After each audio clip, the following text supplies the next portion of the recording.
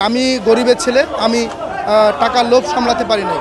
টাকার লোভ সামলাতে না পেরেই আমি এই আপনার চাঁদাবাজিতে এতে অংশগ্রহণ করি।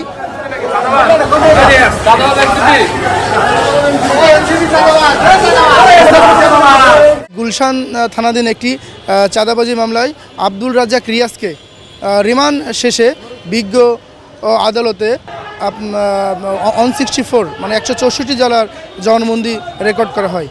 এই আপনার 164 জেলার জবানবন্দি দিয়েছে, নিজেকে আপনার জড়িয়ে দোষ স্বীকার করে সে বিজ্ঞ আদালতকে বলে যে আদালত যে আমি গরিবের ছেলে, আমি টাকার লোভ সামলাতে পারি নাই।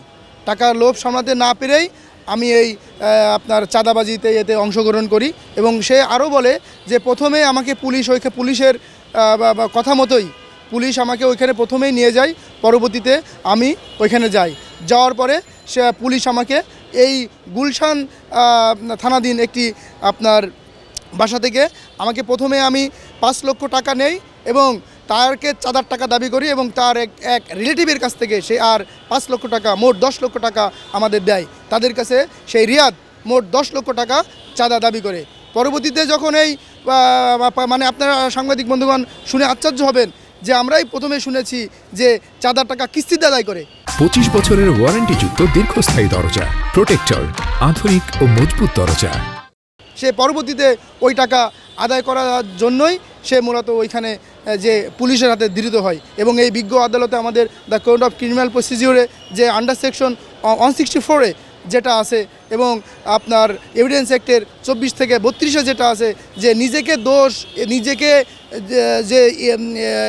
নিজের দোষ স্বীকার করা বিজ্ঞ আদালতের কাছে, সেই 164 সে দিয়ে বলে যে আমি গরিবের সন্তান, আমি এই এত টাকা দেখে আমি আমার লোভ সামলাতে না পেরেই আমি এই চাঁদাবাজিতে এতে অংশগ্রহণ করেছি।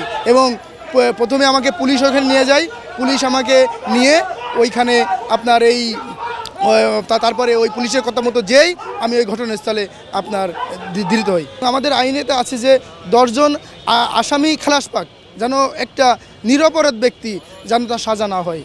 আমরা যে সে যত বড়ই অপরাধী হোক, আমরা তো তাকে কোনো পেশাদ দিয়ে, তাকে কোনো মব সৃষ্টি করে তার কাছ থেকে তো আমরা টাকা আদায় করতে পারি না, কোনো উপযুক্ত চাঁদা দাবি করতে পারি না। আমরা যারা প্রসিকিউশন টিম আছি, আমরা সবসময় ন্যায় বিচার নিশ্চিত হয়।